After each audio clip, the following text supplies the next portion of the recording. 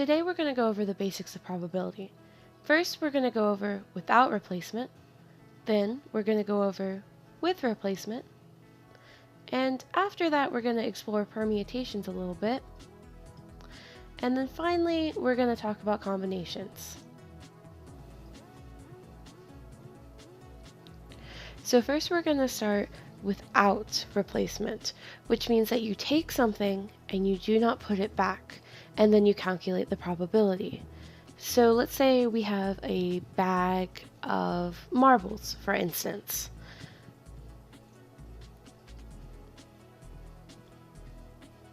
And in our bag of marbles, we have 7 purple,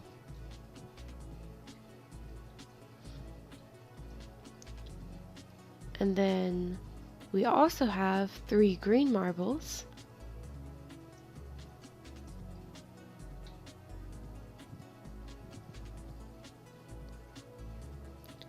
and finally we have 5 orange marbles.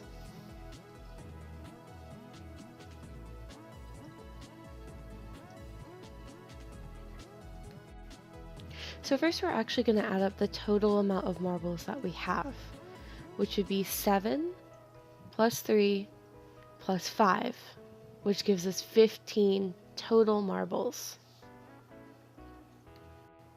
So now that we have our total, it's time to ask our question. So our question is going to be, what is the probability of drawing 1 green marble and then drawing an orange marble? Now let's remember that we're doing without replacement. So when we're doing this problem, we are going to consider that we are not putting the marble back in the bag. The marble that we take out first, which is the green one, is going to stay out, and that's going to change how we do our math a little bit.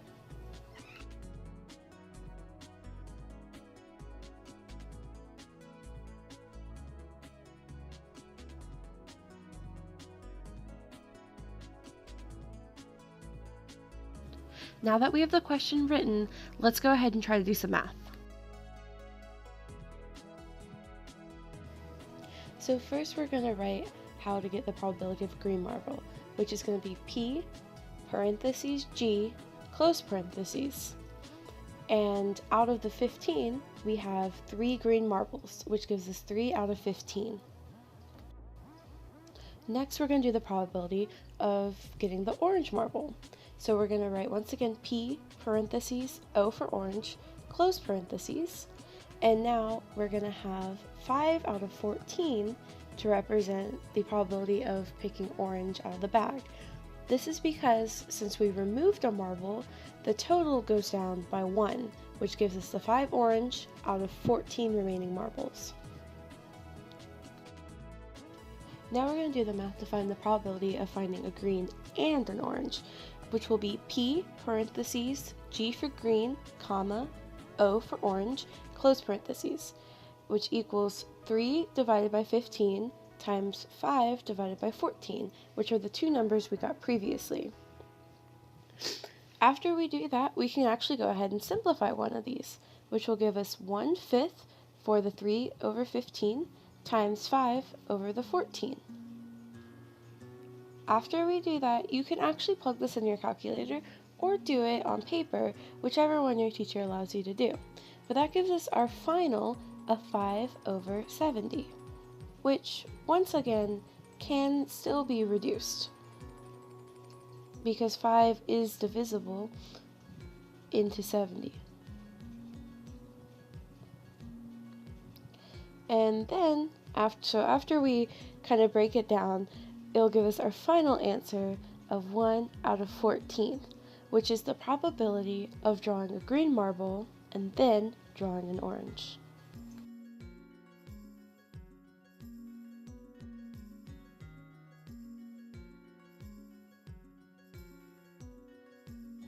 So now we're going to do probability with replacement. So our question is going to be, what is the probability of drawing a jack, then a 2 from the deck after we replace the jack?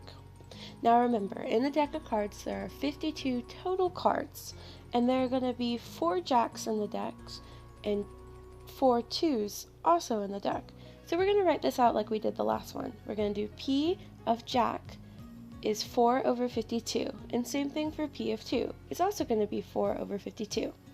Now to find the probability of doing both, we are going to write P parentheses Jack, comma 2, close parentheses, like we did last time. So essentially we are going to multiply both of our probabilities once again. So once we have this written on our paper and we put our equal sign, we're going to do 4 divided by 52 times 4 divided by 52. And once again, we can reduce this and say it's equal to 1 over 13 times 1 over 13. So now we just multiply those two together, whether that's plugging it into your calculator or doing it by hand, which gives us 1 over 169. So that is the probability of pulling a jack, replacing it, and then drawing a 2 immediately after from a deck of cards.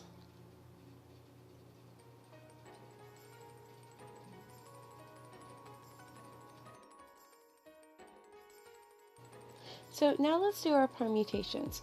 The definition of a permutation is all possible arrangements of a collection of things where the order is important. Please remember that because that is what defines a permutation, aside from a combination where order isn't important. So now we're going to start off with the 3 letters of a license plate. We have the possible letters A, B, C, D, and E. Now once again, remember, this is going to be in a particular order because order is very important. So the question we are asking is how many permutations can be made without repeating letters? And once again, I know it sounds repetitive, but the without repeating is very important to how we're going to do this problem because it totally changes what you do compared to doing the math in a combination problem. And in this problem, we're going to show you not only how to do it by hand, but also how to do it on your calculator, because it is important to know how to do it both ways so you can check your work in class. So how we're going to write this is we're going to write a P first, and in front of the P, we're going to put the possible amount that we can use. So in our instance, it's going to be 5 for the possible letters that we can use. And then in front of that, we're going to put how many can be used in the order. So that would be 3. And I know that may sound a little bit complicated right now, but once we do the math, you'll see what I mean.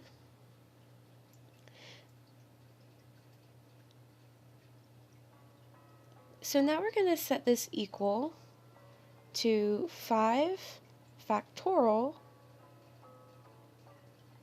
over 5 minus 3 factorial.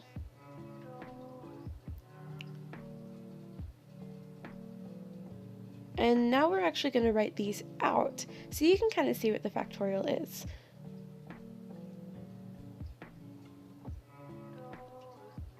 So that's going to be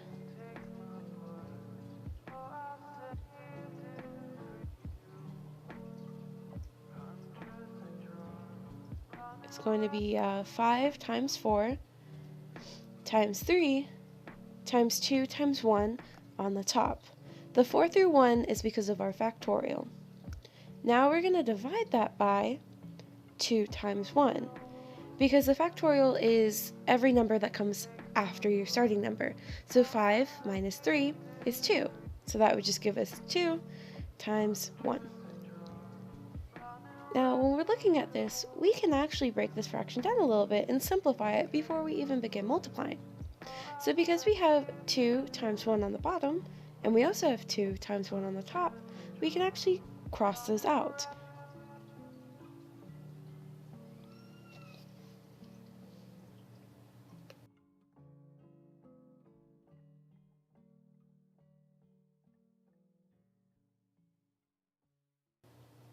So once we cancel those out, we can go ahead and just do 5 times 4 times 3, which is a lot less math and a lot more simpler. So once we do that, we come to our final number of 60.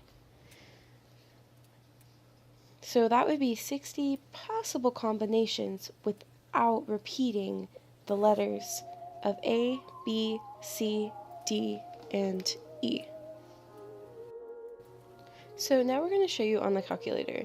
First you're going to go to math, and then go over to problems, and then go to the second option, which is for permutations.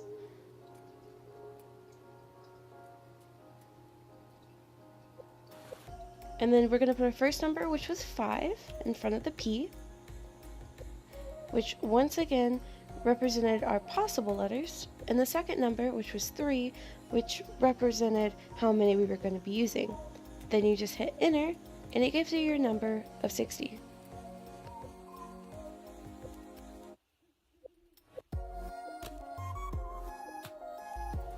So now we're going to move on to a combination problem, which is very similar to the permutation. However, the order does not matter in which we do things. So like how the letters had to be in a certain order and could not be repeated, that is not the case here.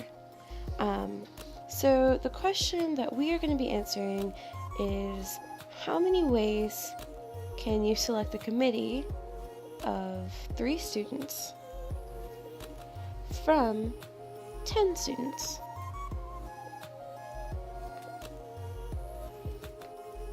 So like we did with our last problem, we are going to write the total amount that we have first, which is 10, C for combination, and then the 3 for how many students we're going to end up using.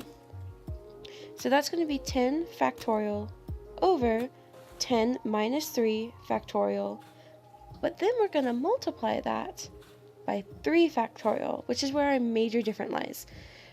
And we got the 3 from the students that we're going to need, because the order does not matter. So we can take into account that students can repeat. So once again, we're going to write out the factorial like we did before.